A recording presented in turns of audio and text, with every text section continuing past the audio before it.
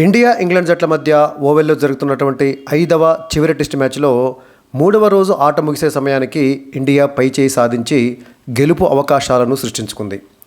వాస్తవానికి ఈ test match 2వ రోజు తొలి సెషన్ ఆట ముగిసిన తర్వాత చూస్తే ఇండియాకు ఘోర ఓటమి తప్పదేమో అనిపించింది. ఎందుకంటే ఆ సెషన్లో అంటే ఆ 2వ రోజు తొలి సెషన్లో ఇండియా కేవలం 20 పరుగుల వ్యవధిలోనే చివరి 4 వికెట్లను కోల్పోయి 224 పరుగులకే ఆల్అవుట్ అయింది. ఇక ఆ తర్వాత తొలి ఇన్నింగ్స్ను ప్రారంభించినటువంటి ఇంగ్లాండ్ జట్టు ఓపెనర్లు విజృంభించడంతో ఓవర్కు సగటున 7కు పైగా పరుగులు చేస్తూ సుడిగాలిలా ఆడారు. ఇంగ్లాండ్ ఒక దశలో వికెట్ నష్టపోకుండా 92 పరుగులు చేసింది. దీంతో ఈ లెక్కన చూస్తే ఇంగ్లాండ్ కనీసం 400 నుంచి 500 వరకు పరుగులు చేస్తుందనిపించింది. కానీ ఆ రెండో సెషన్లో భారత బౌలర్లు పుంజుకొని విజృంభించడంతో ఇంగ్లాండ్ తొలి ఇన్నింగ్స్లో 247 పరుగులు మాత్రమే చేయగలిగింది. దీంతో ఇంగ్లాండ్కు తొలి ఇన్నింగ్స్లో కేవలం 23 పరుగుల స్వల్ప ఆధిక్యం లభించింది. ఆ తర్వాత భారత ఓపెనర్ యశస్వి జైస్వాల్ ధనాధన బ్యాటింగ్ తోటి 2వ రోజు ఆట ముగిసే సమయానికి ఇండియా 2 వికెట్ల నష్టానికి 72 పరుగులు చేసి కాస్త పర్వాలేదని అనిపించింది, మంచి స్థితిలోకి వచ్చింది. ఇక 3వ రోజు అంటే నిన్న భారత బ్యాటర్లు విజృంభించి భారీ స్కోరు సాధించారు. యశస్వి జైస్వాల్ అద్భుత సెంచరీ సాధిస్తే నైట్ వాచ్ బ్యాటర్గా వచ్చినటువంటి ఆకాశ్దీప్ అనూహ్యంగా అద్భుతంగా సంభ్రమాశ్చర్యానికి గురి చేస్తూ ఏకంగా 66 పరుగులు చేశాడు. ఒక దశలో యశస్వి జైస్వాల్తో పోలిస్తే మరి ఆకాశ్దీపే అద్భుతంగా బ్యాటింగ్ చేశాడు. ఇక 4వ టెస్ట్ మ్యాచ్లో హీరోలైనటువంటి రవీంద్ర జడేజా, వాషింగ్టన్ సుందర్ వీరిద్దరు కూడా అర్ధ సెంచరీలు చేసి రాణించడంతో ఇండియా తన 2వ ఇన్నింగ్స్లో 396 పరుగుల భారీ స్కోర్ చేసి ఆల్అవుట్ అయింది. దీంతో ఇంగ్లాండ్ ముందు ఇండియా 374 పరుగుల భారీ విజయ లక్ష్యాన్ని ఉంచగలిగింది. ఇక 3వ రోజు ఆట ముగిసే సమయానికి ఇంగ్లాండ్ 1 వికెట్ నష్టానికి 50 పరుగులు చేసింది. ఇంగ్లాండ్ గెలవాలంటే ఇంకా 324 పరుగులు చేయాలి. చేతిలో 9 వికెట్లు ఉన్నాయి. ఇంగ్లాండ్ బౌలర్ క్రిస్ వోక్స్ భుజం గాయ కారణంగా బ్యాటింగ్కు దిగేటటువంటి అవకాశాలు లేకపోవడంతో వాస్తవానికి ఇంగ్లాండ్ చేతిలో ఇంకా 8 వికెట్లు మాత్రమే ఉన్నాయి. ఎందుకంటే క్రిస్ వోక్స్ తొలి ఇన్నింగ్స్లో కూడా బ్యాటింగ్కు దిగలేదు, ఈ 2వ ఇన్నింగ్స్లో కూడా బ్యాటింగ్కు దిగేటటువంటి అవకాశం లేదు కాబట్టి ఇక ఇంగ్లాండ్ చేతిలో 8 వికెట్లు మాత్రమే ఉన్నాయి. సమయం అయితే బాగానే ఉంది, ఎందుకంటే ఇంకా 2 రోజుల ఆట మిగిలి ఉంది, అంటే ఈ రోజు రేపు. సో 2 రోజుల ఆట మిగిలి ఉంది కాబట్టి సమయానికైతే ఎలాంటి ఢోకా లేదు. ఒకవేళ అప్పుడప్పుడు వర్షం ఆటంకం కలిగించినప్పటికీ కూడా 2 రోజుల పాటు ఆట ఉంది కాబట్టి సో టైం విషయంలో ఎలాంటి ఢోకా లేదు. ఇంగ్లాండ్ గెలవాలంటే మరి ఇంకా 324 పరుగులు చేయాలి. ఇండియా గెలవాలంటే ఆ మిగిలిన 9 వికెట్లను తీయగలగాలి. వాస్తవానికి 8 వికెట్లు మాత్రమే తీయగలగాలి. సో ఈ లెక్కను చూస్తే ప్రస్తుతం అయితే ఇండియానే కాస్త మెరుగ్గా ఉంది, పై చేయి సాధించింది. సో తాడో పేడో ఈ రోజే తెలిపోతుంది, అంటే 4వ రోజే తేలిపోతుంది. అది ఇంగ్లాండ్ గెలిపో ఇండియా గెలిపో ఈ రోజే 4వ రోజే తేలేటువంటి అవకాశం ఉంది. ఇంగ్లాండ్ 324 పరుగులు చేసినా లేదా ఇండియా మిగతా 9 వికెట్లు పడగొట్టినా అది ఈ రోజే జరిగే అవకాశం ఉంది. కాబట్టి మ్యాచ్ 5వ రోజు వరకు కొనసాగేటటువంటి అవకాశాలు అయితే లేవు. మరి నిన్న అంటే 3వ రోజు ఆటలోని విశేషాలు ఏమిటో తెలుసుకుందాం.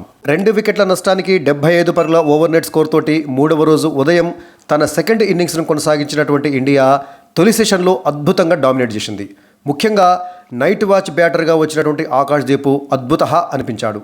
అసలు సిసలు బ్యాటర్లా తిరుగులేనటువంటి బ్యాటింగ్ చేశాడు ఆకాశ్దీప్.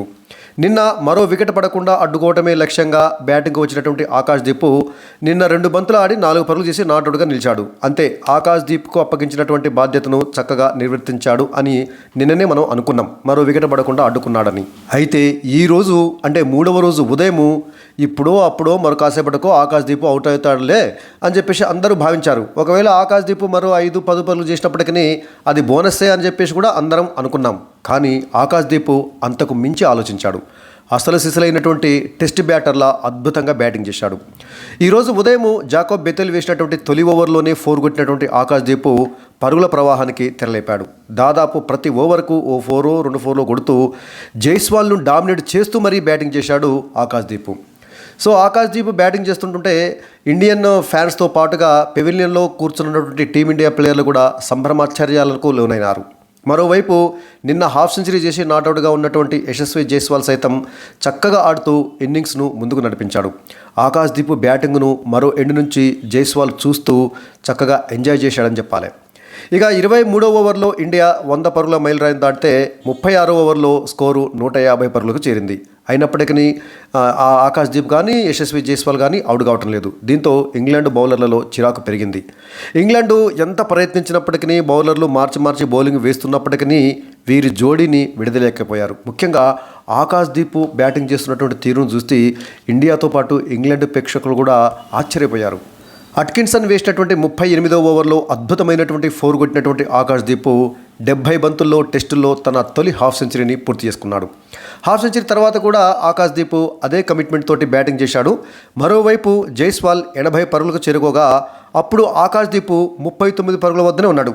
అంటే జైస్వాల్ 80 పరుగుల మీద, ఆకాశ్దీప్ 39 పరుగుల మీద ఉన్నాడు. కానీ యశస్వి జైస్వాల్ 80 నుంచి 84 పరుగులకు చేరేసరికే మరి ఆకాశ్దీప్ 39 నుంచి ఏకంగా 66 పరుగులు చేసిండు. అంటే జైస్వాల్ 4 పరుగులు చేసేలోగా ఆకాశ్దీప్ ఏకంగా 27 పరుగులు చేశాడన్నమాట. సో అలాగుంది ఆకాశ్దీప్ యొక్క బ్యాటింగు. చివరికి మరి కాసేపట్లో లంచ్ విరామం కాబోతుందనగా ఆకాశ్దీప్ అవుట్ అయ్యాడు.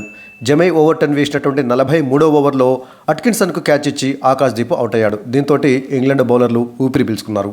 మొత్తంగా 94 బంతులు ఎదుర్కొన్నటువంటి ఆకాశ్దీప్ ఏకంగా 12 ఫోర్లతోటి 66 పరుగులు చేసి అవుట్ అయ్యాడు. అలా 177 పరుగుల వద్ద ఇండియా తన 3వ వికెట్ను కోల్పోయింది. సో 3వ వికెట్కు యశస్వి జైస్వాల్ అండ్ ఆకాశ్దీప్ వీరిద్దరు కలిసి 150 బంతుల్లో 107 పరుగుల భాగస్వామ్యం నిర్మించారు. అంటే సెంచరీ పార్ట్నర్షిప్ అన్నమాట. ఈ 107 పరుగుల్లో ఆకాశ్దీప్ 66 పరుగులు చేస్తే జైస్వాల్ 33 పరుగులు చేశాడు. అంటే జైస్వాల్ చేసినటువంటి పరుగుల కంటే ఆకాశ్దీప్ డబుల్ చేశాడు అన్నమాట. ఇక ఆకాశ్దీప్ అవుట్ అయిన తర్వాత 5వ స్థానంలో కెప్టెన్ శుభ్మన్ గిల్ బ్యాటింగ్ వచ్చాడు. ఆ కాసేపటికే లంచ్ విరామాన్ని ప్రకటించారు. లంచ్ విరామ సమయానికి ఇండియా 44 ఓవర్లలో 3 వికెట్ల నష్టానికి 189 పరుగులు చేసింది. యశస్వి జైస్వాల్ 85 పరుగులతోటి, శుభ్మన్ గిల్ 11 పరుగులతోటి లంచ్ విరామానికి వెళ్లారు. 3వ రోజు తొలి సెషన్లో ఇండియా మొత్తము 26 ఓవర్ల పాటు బ్యాటింగ్ చేసి 1 వికెట్ మాత్రమే కోల్పోయి 114 పరుగులు చేసింది. అంటే 3వ రోజు ఉదయం తొలి సెషన్లో ఇండియా పూర్తిగా డామినేట్ చేసింది. ఇక లంచ్ విరామం తర్వాత తొలి బంతికే శుభ్మన్ గిల్ అవుట్ అయ్యాడు.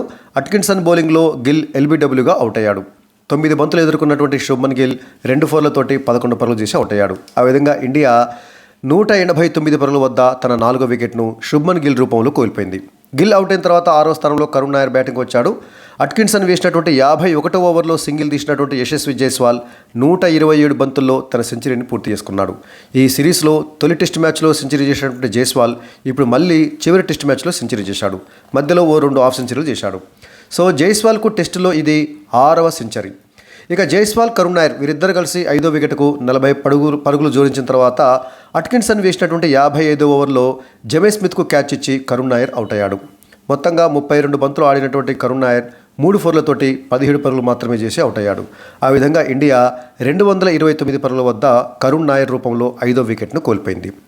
కరుణ్ నాయర్ అవుట్ అయిన తర్వాత 7వ స్థానంలో జడేజా బ్యాటింగ్ వచ్చాడు. తెలిసింది కదా, జడేజా ఈ సిరీస్లో ఇప్పటి వరకు సెకండ్ ఇన్నింగ్స్లో బ్యాటింగ్ చేస్తూ ఒక్కసారి కూడా అవుట్ కాలేదు. జడేజా, యశస్వి జైస్వాల్ వీరిద్దరూ కలిసి 6వ వికెట్కు 59 బంతుల్లో 44 పరుగులు జోడించారు. జడేజా ధాటిగా ఆడితే యశస్వి జైస్వాల్ కాస్త నెమ్మదిగానే ఆడాడు. జోస్టంగ్ వేసినటువంటి 65వ ఓవర్లో జమై ఓవర్టన్కు క్యాచ్ ఇచ్చి యశస్వి జైస్వాల్ అవుట్ అయ్యాడు. మొత్తంగా 164 బంతులు ఆడినటువంటి యశస్వి జైస్వాల్ 14 ఫోర్లు 2 సిక్స్లతోటి 118 పరుగులు చేసి అవుట్ అయ్యాడు. ఇక నిన్న ఆడినంత వేగంగా ఆడలేకపోయినప్పటికీ ఈరోజు యశస్వి జైస్వాల్ చక్కటి ఆట తీరుతోటి నిలకడగా ఆడి భారత్ భారీ ఆధిక్యాన్ని సంపాదించడంలో కీలక పాత్ర పోషించాడు జైస్వాల్. సో ఆ విధంగా 273 పరుగుల వద్ద 6వ వికెట్ను కోల్పోయింది ఇండియా. ఆ తర్వాత 8వ స్థానంలో ధ్రువ్ జురెల్ బ్యాటింగ్ వచ్చాడు. ధ్రువ్ జురెల్ అండ్ రవీంద్ర జడేజా వీరిద్దరు కలిసి కాస్త నెమ్మదిగానే వికెట్లు పడకుండా ఆడారు. అయితే జడేజా నెమ్మదించినప్పటికీ ధ్రువ్ జురెల్ మాత్రము ధాటిగా ఆడాడు. టీ విరామ సమయానికి ఇండియా 71 ఓవర్లలో 6 వికెట్ల నష్టానికి 304 పరుగులు చేసింది. జడేజా 26 పరుగులతోటి, ధ్రువ్ జురెల్ 25 పరుగులతోటి టీ విరామానికి వెళ్లారు. ఈ సిరీస్లో 300కు పైగా పరుగులు చేయడం అనేది ఇండియాకు ఇది 8వసారి. అంటే ఒక ఇన్నింగ్స్లో 300కు పైగా పరుగులు చేయడం అనేది. టీ విరామం తర్వాత కూడా రవీంద్ర జడేజా, ధ్రువ్ జురెల్ వీరిద్దరు బ్యాటింగ్ జోడీ కొనసాగింది. అయితే 34 పరుగులు చేసినటువంటి ధ్రువ్ జురెల్ ఓవర్ 10 బౌలింగ్లో ఎల్బీడబ్ల్యూగా అవుట్ అయ్యాడు. మొత్తంగా 46 బంతులు ఎదుర్కొన్నటువంటి ధ్రువ్ జురెల్ 4 ఫోర్లతోటి 34 పరుగులు చేసి అవుట్ అయ్యాడు.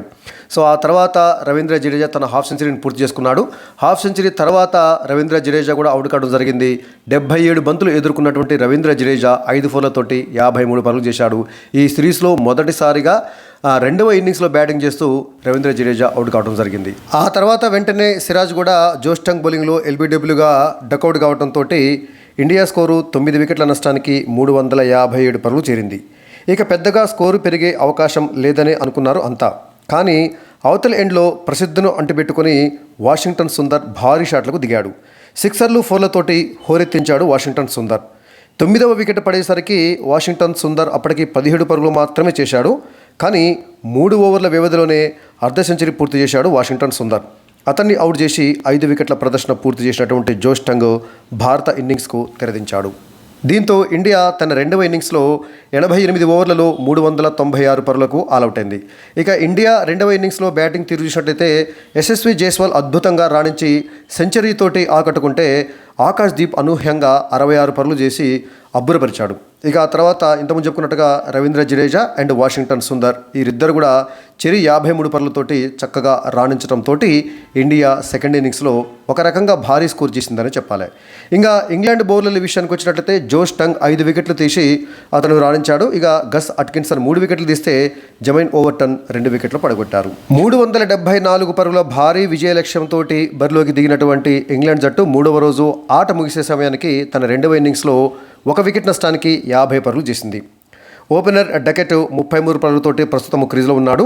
సో డకెట్తో కలిసి శుభారంభాన్ని అందించినటువంటి జాక్ క్రాలీ ఆఖర్లో సిరాజ్ బౌలింగ్లో బౌల్డ్ కావడంతో మరి ఆటను భారత్ ఒక రకంగా సంతృప్తికరంగానే ముగించింది 3వ రోజు. సో క్రాలీ 14 పరుగులు మాత్రమే చేసి మరి సిరాజ్ బౌలింగ్లో అవుట్ అయ్యాడు. జాక్ క్రాలీ అవుట్ కావడంతో ఎంపైర్లు 3వ రోజు ఆటను ముగించారు. సో ఇక ఈరోజు అంటే 4వ రోజు ఆదివారము మరి ఇంగ్లాండ్ తన రెండవ ఇన్నింగ్స్ను కొనసాగిస్తుంది. ఇంకా ఇంగ్లాండ్ 324 పరుగులు చేయాలి. ఇండియా గెలవాలంటే 9 వికెట్లు పడగొట్టాలి. ప్రస్తుతం అయితే మొగ్గు ఇండియా వైపే ఉంది, కానీ చెప్పలేము. ఎందుకంటే పిచ్ ఇంకా బ్యాటింగ్కి బాగానే స్పందిస్తున్నటువంటి నేపథ్యంలో మరి అయితే ప్రస్తుతమే మన సిరాజ్ కానీ ఆ తర్వాత ఆకాశ్దీప్ కానీ ప్రసిద్ధ్ కృష్ణ వీరు ముగ్గురు కూడా మంచి రిథంలో ఉన్నారు. ఫస్ట్ ఇన్నింగ్స్లో కూడా అద్భుతంగా బౌలింగ్ చేసినారు. కాబట్టి మరి ఈ సిరాజ్ను ఆ తర్వాత ప్రసిద్ధ్ కృష్ణ తర్వాత ఆకాశ్దీప్ ఈ ముగ్గురిని ఎదుర్కొని మరి ఇంగ్లాండ్ బ్యాటర్లు నిలబడగలరా అంటే కాస్త కష్టమే చెప్పాలి.